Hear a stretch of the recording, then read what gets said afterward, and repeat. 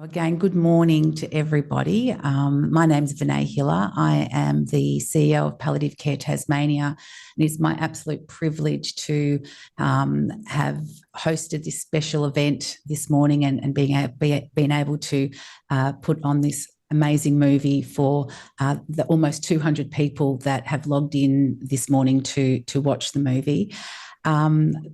Palliative Care Tasmania is the peak body for palliative and end-of-life care here in Tassie. And, our role really is to, hold the space, educate the community, build capacity, support our communities to, talk about sometimes very difficult issues. Before we start, I would like to acknowledge the traditional owners of the lands that we are all meeting from, and I do acknowledge there are people from all over the country, not just here in Lutruwita, Tasmania, but I would like to take a moment to acknowledge the Palawa and Pakeha people, the original custodians of Lutruwita, Tasmania. At Palliative Care Tasmania, we acknowledge the Palawa people's deep connection to family, community, and their enduring strength and compassion in caring for their sick, their dying, and their grieving. I would also like to pay my deep respects to elders past, present, and emerging, and recognise and acknowledge any Aboriginal or Torres Strait Islander people that are joining us here today. I would also like to take a moment to welcome PCT members and all of you that are here today to share in this discussion and who have attended the movie. I would like to introduce our wonderful panel. We'll actually get them to introduce themselves in a moment, but I did want to just take a moment to take a breath. We have just all experienced an incredible hour and 12 minutes of a very authentic and equally powerful and confronting journey. I know I'm moved. I know my team has been moved. I acknowledge that many of you come from different parts and different levels of understanding about death, dying, and grief. So, we have a mixture of health professionals, community members, people that are just interested maybe on their own journey, maybe carers, volunteer support people. There's a whole range of people that are in this, that have watched the movie today and that are joining us now.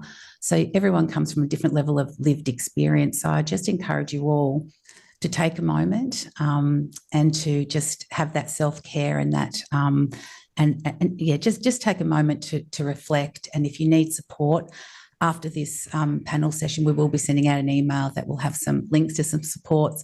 But if you need to decompress or share or, want some support from this wonderful panel as well, please also feel free and feel safe to be able to share in this space as well for anything that's brought up for you. I'm just so thrilled to have you all here. I'm thrilled to have this panel here. We are so lucky to have Dr. Aditi Sethi with us from North Carolina. I think it's about 8 p.m, 8:30 p.m. where you're coming from, Aditi. Thank you so much for being here. And I'll hand over to you in a moment, but I also wanted to acknowledge Alice Gardner from our Specialist Palliative Care Service in the north of our state. Alice, thank you also for being with us. Jess Sanders is here from my team. She's the manager of grief and loss programs and doing an amazing job with a range of programs that we're running, particularly learning through loss. Jess is also a social worker and deeply connected to this work. And the lovely Rachel Foster from Pal Help, our Hospice Volunteer South Service. I think we have an incredible panel of people here to, have a discussion about what we've just witnessed, what we've just seen, what we've just felt. But I'm going to throw over to Aditi to introduce herself probably in a little bit more detail so I don't have to read a bio. And again, thank you. And Aditi, hello, welcome. Hello, thank you so much. It's lovely to be here. Yeah, so much I could say, but I'll just begin by sharing that my calling in end-of-life care began when I was a hospice volunteer in undergraduate studies, and that the presence that I cultivated at the bedside at a young age really stayed with me throughout my medical training, and going through my medical training, and realizing that so little time was spent educating providers about end-of-life care. And that awareness stuck with me throughout my medical training and deeply influenced my practice. When I completed that training and started practicing as a attending physician in a 26-bed inpatient facility, which is where I was when I met Ethan. He came to us from a neighboring hospice program. And caring for Ethan was really a catalyst for me stepping into this model of community-supported death care and founding the center, as you realize from the film, the last title slide of the film. So it's just an honor to continue to feel the ripple effect of this amazing soul that graced us with his honesty and vulnerability as he shared his dying journey and was willing to be filmed. And my hope is that this film catalyzes and inspires you to get creative around how we support one another through this season of life. And just on that, Aditi, I did want to, acknowledge your loss in the friendship. I know you only met him, Ethan, 2 weeks prior to his death, but the deep connection you shared, that we saw and we witnessed through the film, your beautiful music, the connection you had with him. So I just want to acknowledge your loss in that process Thank as well. you. I think Thank you. it was just incredible. Can you talk a little bit about the impact of the film that the film has had on you since? And this was filmed just in 2021, I believe. How has this transformed you? What's the thing that resonates most with you, having been in the journey now, watching it again? Do you see it differently when you watch it again? Yeah, thank you for the question. Every time I see the film, I learn a little bit more about Ethan. And it's sometimes I catch things that he said, or I focus in on something, or where I'm at in terms of my life. I receive a message, a pearl from his wisdom and his conscious living approach to life, with eyes wide open, with an honesty, again, back to that vulnerability. So I always glean something different when I watch the film. And I'm amazed at that, because I think also the filmmaker Scott Kirshenbaum did an amazing job of weaving in really principles that apply to each one of us at various stages of our lives, if we're willing to really receive those teachings about presence, about, the latest thing is that has struck me is this idea that he says some people have unconscious tumors in their body. We don't know what's happening in our internal landscape. And so that curiosity of, he says, my being aware of my tumor actually was a gift. And seeing illness that way is just it's a paradigm shift in how we approach health and wellness and illness. And a dear friend of mine just crossed one of the healthiest people I know, fittest, most aware, and she died of intracranial hemorrhage from high blood pressure. And it's a shock, and at the same time, it's, you would never know it, what's happening in the inside internal scape. So yeah, just something that's present. So I learn something new every time, and I focus, depending on where I am in my life, I glean something different. And just before I move on to the other, to introduce our other panelists, I'm just interested to know, what does your day look like now? Are you practicing palliative care doctor at the moment? Are you focusing more on your philanthropic and the Centre for Conscious Living and Dying, or what does that look like for you these days? Yeah. So the majority of my time is spent supporting the workings of the nonprofit, the Center for Conscious Living and Dying, which is a traditional nonprofit NGO, you may call it. And it's day to day. It's creating the infrastructure to support people to learn the skills necessary for bedside care, also to just run an organization, practical fundraising, and all the elements. And then I work very part-time as a hospice physician still. Right. Yeah. All right. I might thank you. I have got my eye, please, on the chat as well. So if people would like to ask questions of the panelists, please do so in that. But I might go over to you, Alice. Would you like to introduce yourself and just tell us a little bit about your role and give a little bit of context around? You're on mute. Has that worked? I was trying to click on that. Hello, everyone. So I'm Alice Gardner. I work for specialist palliative care in the north of the state as the clinical nurse educator. So I have a history of working in acute care in oncology primarily, and my drive and passion to provide people with a holistic with some holistic care through their the season of life. I love the way you put that, Aditi. Thank you I wrote it down actually. I think it's much nicer than the journey. So I really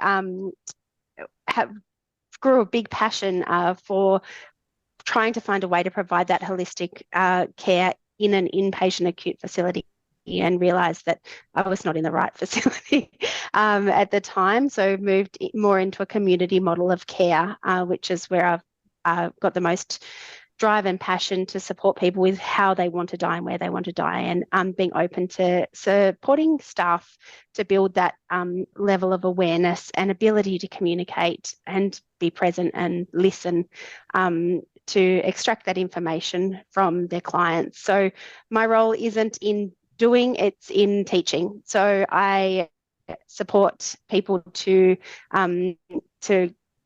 provide that care in both a community setting, in a acute and subacute settings, and also in aged care as well. So it's quite a broad spectrum. I've even been working with ambulance services as well, in being more aware of people's core wishes rather than transporting into the acute sector when that may not be their place.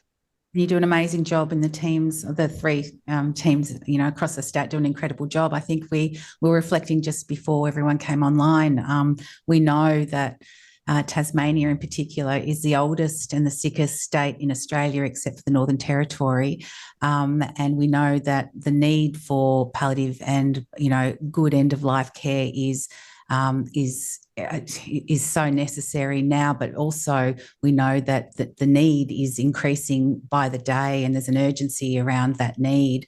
And we know that the community, our health systems can't support that alone. We need the community to get involved, and we need the community to prepare.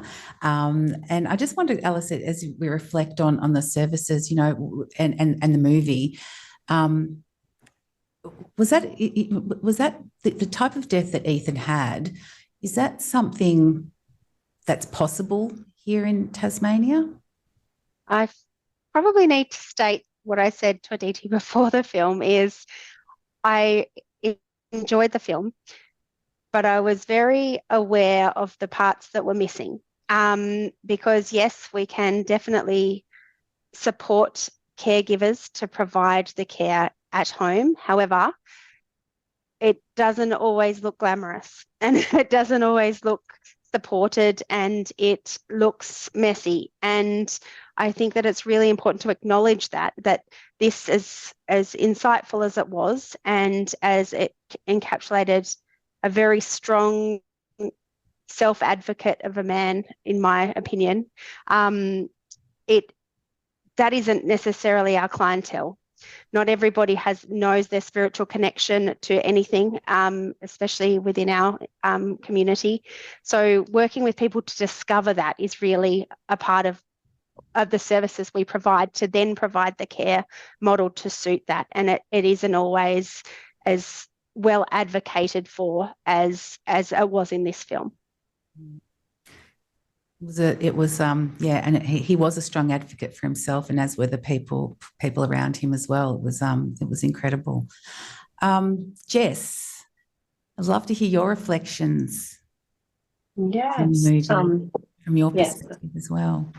Yes. Hi, everyone. I come from a slightly different background, I think, from other panelists, where I'm a social worker and I've largely worked with young people.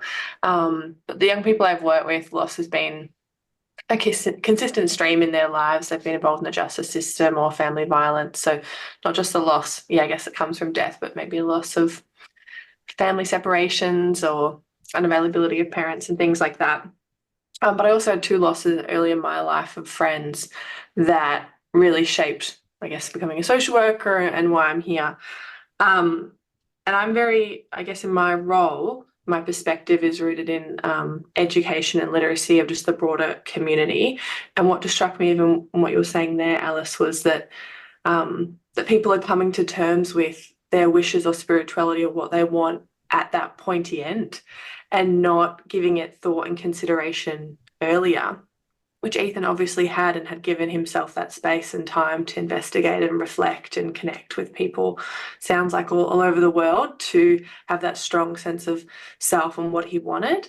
But our society that's becoming increasingly less literate in death and grief, and just there's so much fear and resistance and wanting to move away from those topics, that it's unsurprising, I guess, that people have not given it that thought and space. And I think that's a wasted opportunity. And in our program, we're looking at how do we create grief literate communities. And I think there's a strong overlap with grief literate communities and death literate communities. And we're kind of in that Venn diagram. And I think even just talking about grief and loss and watching this film is like a beautiful invitation to reflect on, or just to sit with, like, the enormity or the reality of our mortality and death, and that we'll lose people we love. And that's a really hard thing for a lot of people. We have so many distractions. It's so easy to just do something else, talk about something else. So I guess from my perspective, I'm so interested in how we can lift that literacy levels and help people sit with that discomfort. Because ultimately, that discomfort is this beautiful gateway to living as well. And that's what I took away from the film, is that that was strong, it was heavy. Yeah, whilst it was so heavy, there was also, for me, just so much inspiration to live, and to that presence that Ethan keeps speaking about, and you spoke about, Aditi, is like that doorway to just life. And there's so much life and aliveness in his dying process. So, I think the film would be so amazing in opening up those conversations more and more. And at PCT and the Learning Through Loss program, we're trying to contribute to holding that space for people to start to talk about this stuff more, so that when they do get to that end of life, or they're supporting someone in that end of life stage or season, that people can have a good death and advocate for themselves. Thanks, Jess. And Rachel, I guess from a hospice volunteer perspective, what resonated for you through that process, through the movie and through the film, and what you saw? The power of the community that you, Aditi, and Ethan created to surround him in those last few weeks was extraordinary. And as hospice our volunteers who we train, so they get an extensive insight into what to expect when they visit patients receiving palliative care, whether they're in a facility situation or in the community, in their own homes, is the support for their family around them as well, because the concept of holistic care, which is very much that of specialist palliative care services here. Having worked in the public system in several places around the world, I had not experienced that on this side of the world until I became part of Hospice Volunteers 2 years ago, and became an employee a bit more recently than that. As a paediatric trained nurse from the UK, obviously we had families around the children all the time, and that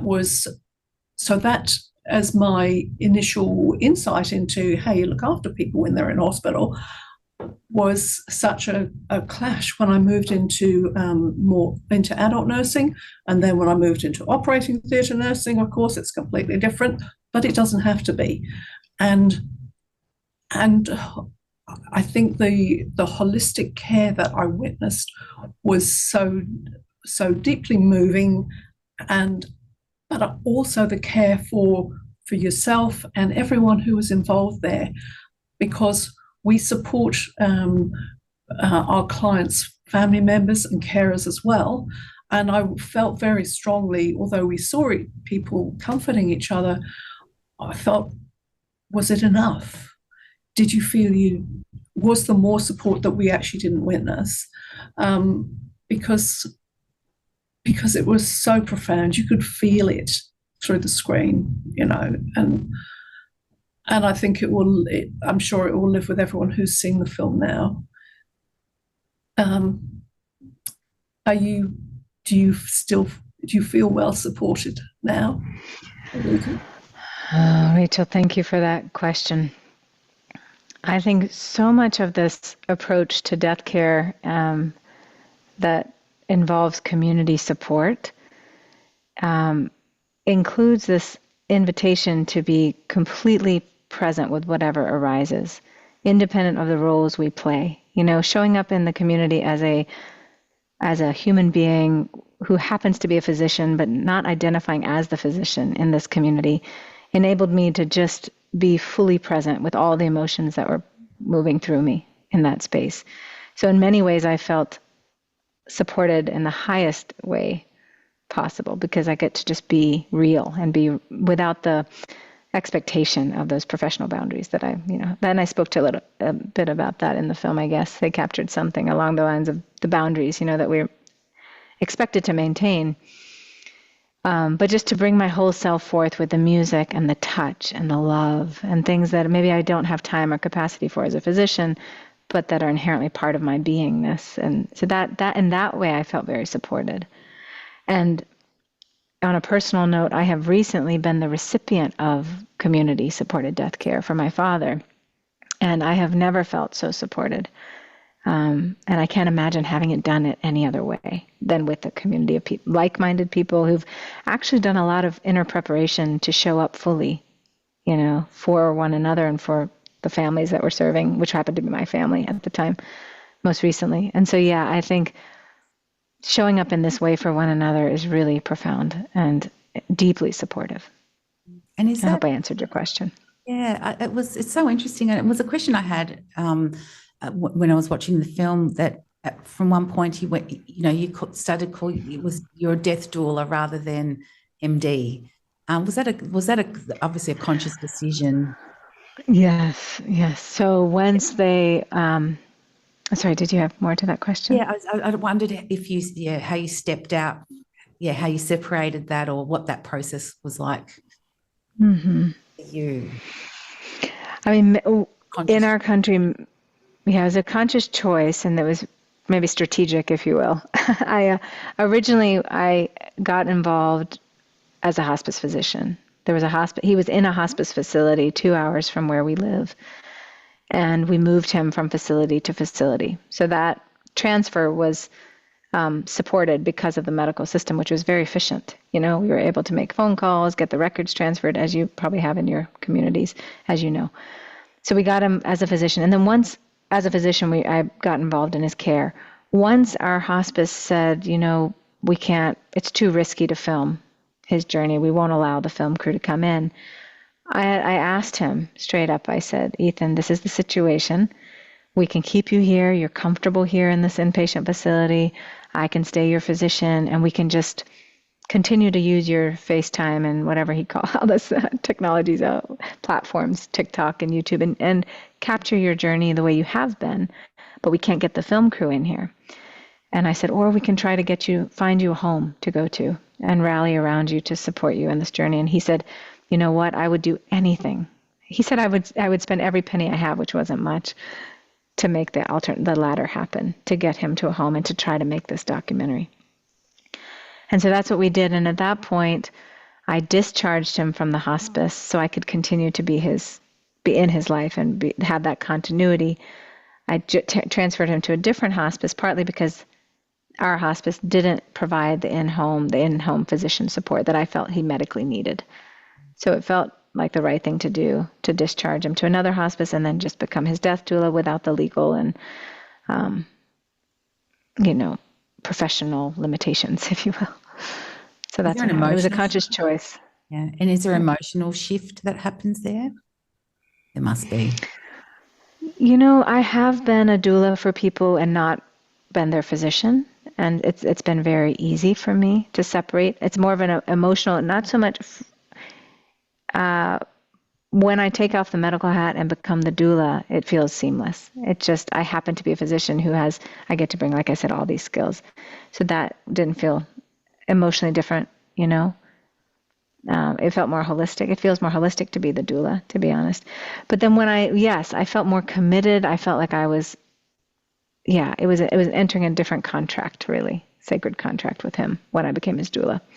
So I was more emotionally invested, yes, in honoring his wish.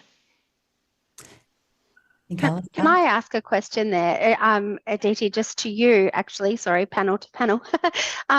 How much time did you spend with him? Because I think that in the film, it looks like you were there for 16 days.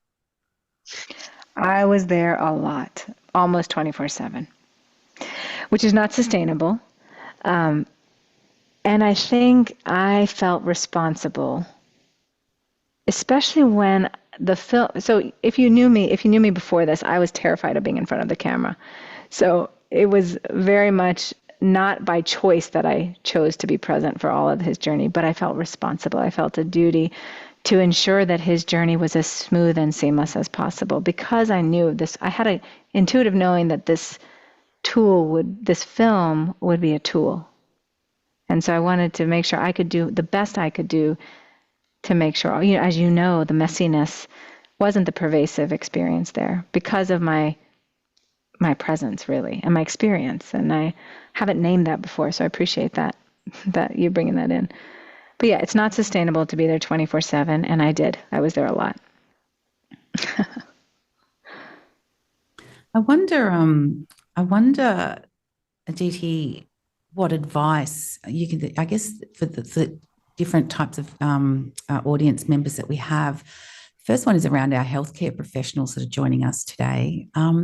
What do you put in place for your own self-care in this space, and what do you think healthcare professionals need to consider, or how do you look after yourself or colleagues? What does that look like for you? What could you advise? Yeah, I guess it depends on the environment in which you're working and spending your time. One aspect in healthcare, I found that there was no space for self-care in terms of collective reflection on what we were experiencing with the deaths for the people we cared for, our patients. We would have these heightened experiences that we would just have to brush off and move on to the next.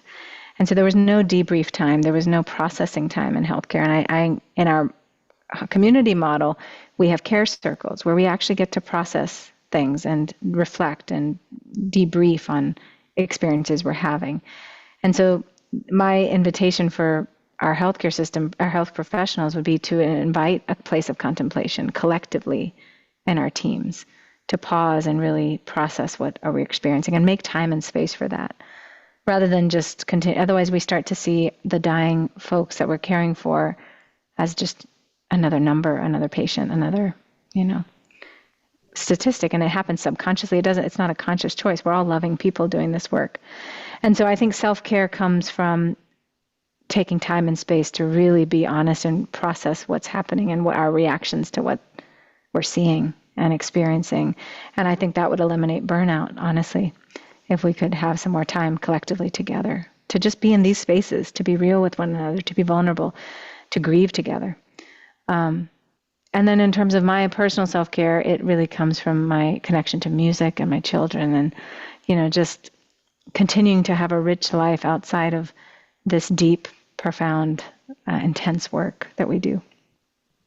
And Alice and Rachel, how are your people supported, or is there time and space for that self-care for your volunteer and paid workforces, health professionals, carers? Yeah, so from our perspective, our volunteers are supported by the three of us who work for PAL Help, Hospice Volunteers South. We stress very strongly that they can contact us if they feel, particularly during the training, that something has caused them some reflection that is maybe triggering or particularly distressing. But also during their experiences supporting clients and their families, again, they can contact us and come in for a one-on-one chat, so that they know that they don't have to deal with this on their own, that no one has to deal with any of this stuff on their own, that there's always someone there for them. That's the most important thing. But what gets me is that I know there are people out in the community who are doing it on their own because they don't know where to go. They don't know who to ask, and they don't have anyone. And that breaks my heart. It'll be like that. I can feel that passion and that. Yeah, it's hard to unsee the need, isn't it, when you're out in the community? And that's why I think this community approach and compassionate communities is so important. And that's why, sort of, as the Peak Body, we've been holding up compassionate communities to help people and, you know, and their communities find out more and how to mobilise and how, and, you know, what tools they might need.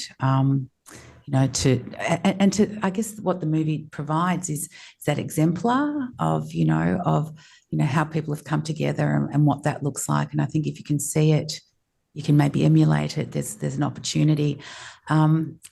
Aditi, and I will go to Jess in just a moment, but, you know, we talked about healthcare professionals a moment ago, but what can communities do for those people that have joined us today from community with just an interest, maybe in their own season? What's the first step, do you think, in developing or moving towards sort of compassionate communities and this approach? What advice could you give? Yeah, you know, the Center for Conscious Living and Dying really formally opened in May of 2024. So we're fairly new. But 14 years prior, you know, in the last 14 years, this Asheville community has really gathered around this conversation around death and dying and grief, and through death cafes and through various programming and bringing speakers like Stephen Jenkinson and engaging our community in the conversation, I think is an amazing place to start. Just to find first like-minded individuals that you can work with, but then also to educate our communities about death and dying and grief, and even to create a space for people to come and share and just explore these topics. And the Lancet, I quote this, I refer to this prominent medical journal, the Lancet, and their commission paper that they put out in 2022, I believe. It's called The Value of Death, Bringing Death Back into Life. And after studying death globally, death, dying, and grief globally, they're coming to the same realization that this alone would have a huge impact in how we approach death and dying in our communities. Just simply creating space to have the conversation, and to remembering that death is this inherent natural experience that we will all experience and face, and let's normalize it by engaging with it. Yeah, absolutely. And I think that's, I know we're very focused on that here in Tasmania, and I know around the country people are just trying to, again, hold that space, have the conversations, and continue to elevate and provide opportunities for people to engage in something. You know, I think there's some death literacy index work happening around the country, and, you know, it continues to show that, you know, we move away from it, but we're slowly starting to break some of those barriers and move more towards it. And I would say one more thing, just that engaging with it creatively. And bringing in all the creative ways we can express these universal truths about life and death and grief, and just through art, through music, through storytelling, through poetry, you know, just bringing it all into the conversation. So we're not just thinking about it and intellectualizing this, but really feeling into the reality. Yeah. I think that this is what the movie has done so powerfully and passionately for people. We've got a lot of beautiful comments in the chat, and it all is, you know, stems around just how grateful people are for the movie, and for our panelists as well. But I wonder, Jess, in the creating grief literate communities and the work that you're doing in the communities, is there anything that you'll take from the movie, or any lessons that you'll take to your work? There's something in there that has stood out for you that you could apply, or? No, there's so much. I think I spoke a little bit about it before, but I think that presence and bravery, I guess, that Ethan showed in sitting with his mortality is something that I think everyone could so benefit from being exposed to. So it could be even recommending that people that are interested go and watch the film. But it is something that we try to do in the sessions, even though, so for context, Learning Through Loss started as a pilot program, and we're largely teaching high school and now primary school teachers about grief and loss and how to support young people through it. But we're mostly kind of teaching them that basic grief literacy that was missing from their own education that their parents didn't talk to them about.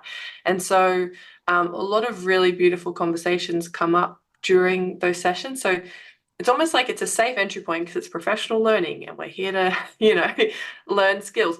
But then we really work to create this safe environment where people can share reflections on, no one actually ever explained to me what was happening at a funeral. And so I went to a funeral and I saw my grandma be put in the ground and I thought they were trapped in a box, like, for example, and people being like, wow, this is something that I've never actually thought or talked to someone about, but I carry it with me. And so we're really just trying to, I guess, add to what the film is doing with that, start those conversations, plant those seeds. We never know how they're going to grow as well. But I do sense from our community, at least, that there's a real appetite, like people are ready to talk about this stuff. There's almost like a sigh of relief when we do, and an eagerness. And I even felt that when I read our free children's book called What is Grief to a group of Year 1 students who were all, literally, pardon the pun, dying to talk to me about people that had died in their lives. Like 90% of them just wanted to talk about it. And that makes total sense to me, because why wouldn't you want to talk about an experience that you're having? But the reason that they had not had the opportunity was just the fear and hesitation that sat around the adults and the discomfort with that topic. When you gave them that space at that book reading, it was quite powerful, wasn't it? They sort of jumped up and they weren't scared about talking and telling you about, there wasn't that, it was very open from what you were telling. Yeah, and I think that the age helped, because as they get older, they inherit the fear and shame and taboo that the adults around them have and bring. But there is an inherent openness with them because they haven't, when they're little, ascribed as much fear, or they're just like, this is, I had a teacher go to me, I've got a student in my class and he keeps telling everyone that his grandma died. I don't know how to stop him, kind of thing. And it's like, well, his grandma died. And like that to me seems like a reason, like you'd want to tell the people, your peers, about a really huge experience that you had. But they were just like, shut it down. Like, how do we shut it down? Because we're so uncomfortable. And so like, that's when we learn, like that's when that kid learns, oh, this isn't something that you can share, that you can talk about. It's something you have to deal with on your own. But what if they learn, actually, let's read this book together and we can learn about what our fellow student has been experiencing. And we're developing lesson plans at the moment so that they can learn about what do you say to a friend? Like, an example of a friend, she has a son in a primary school. Her son's good friend was diagnosed with cancer, and none of the students talked to him about it, this huge life-altering thing, because they didn't have the words, except for her son, because she's very death literate and was volunteered in palliative care spaces. And he went up to that friend and said, hey, I heard you have cancer. That sucks. And the mum of that kid was like, that was the best thing he could have done. That was so helpful. Like, that was just the most normal it was connection based. But like the worst thing, I guess, is that this fear and taboo manifests the worst case scenario, which is disconnection, people moving away. And like at a time when what people need is connection and community, which is what we've been talking about. So yeah, I'm really interested to see how, when these lesson plans come around and we try to create these grief literate schools, the shifts that can start to come. But we want to take this whole community approach because of that, what I mentioned before, the parents, if they hold that fear, young people inherit it. So there's a long-winded answer to your question. There's so much I could bring into it, and we'll continue to bring into it. And I just do want to acknowledge Jess has written, she's an author as well as a social worker and the manager of grief loss programs here at PCT, but she's written a beautiful children's book, What is Grief? that I think someone's popped in the link to our website. For those of us, for our members and those in Tasmania, it is a free resource, so just give us a call. And those that are outside of Tasmania, we have developed a hardcover book as well.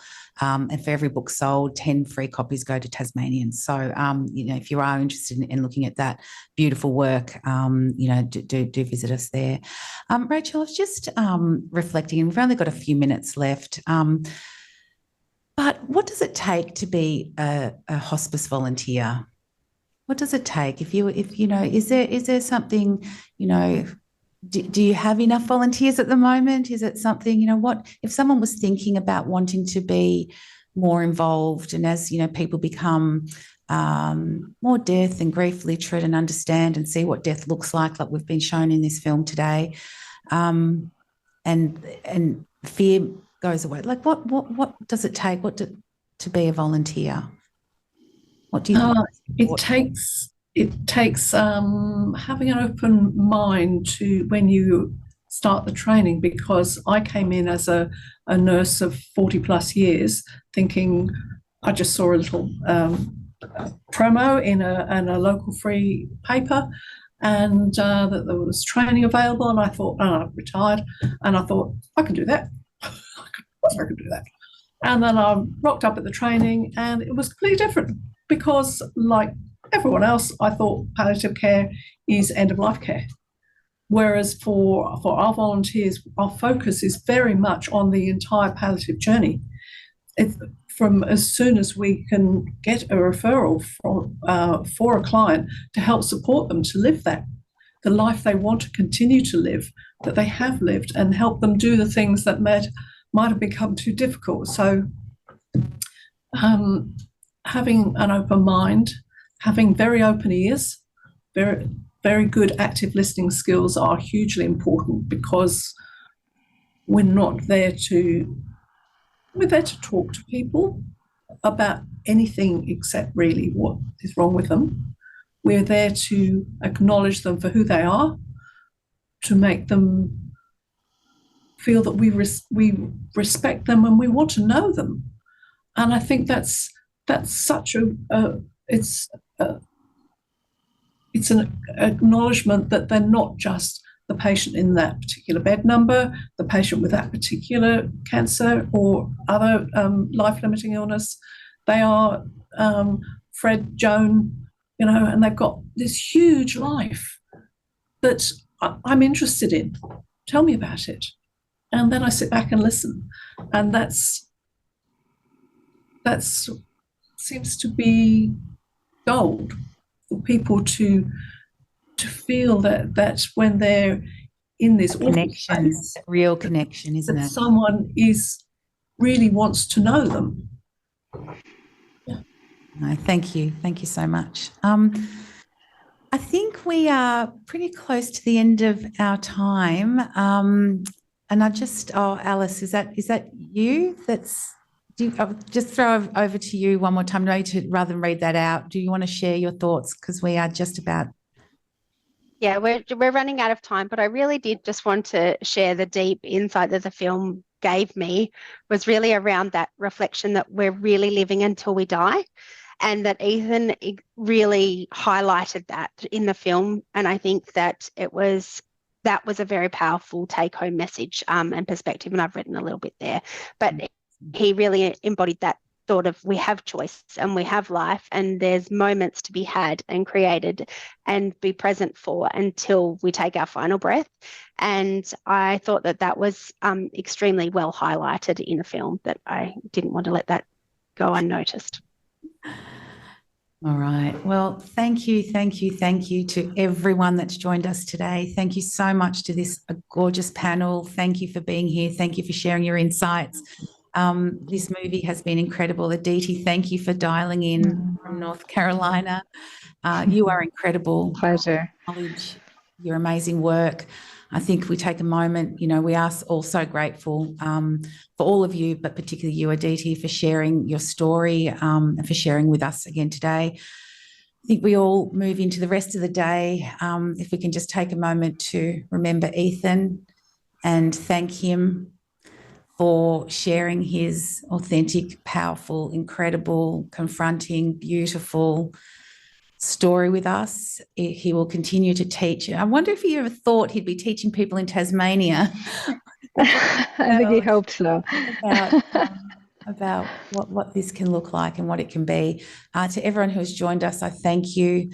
We will be sending out some information afterwards. I do encourage anyone that if this has brought up strong, powerful feelings for you, please reach out to your loved ones, those around you, or some supports. I wish you all a beautiful day, and I thank you all for being here today. Thank you.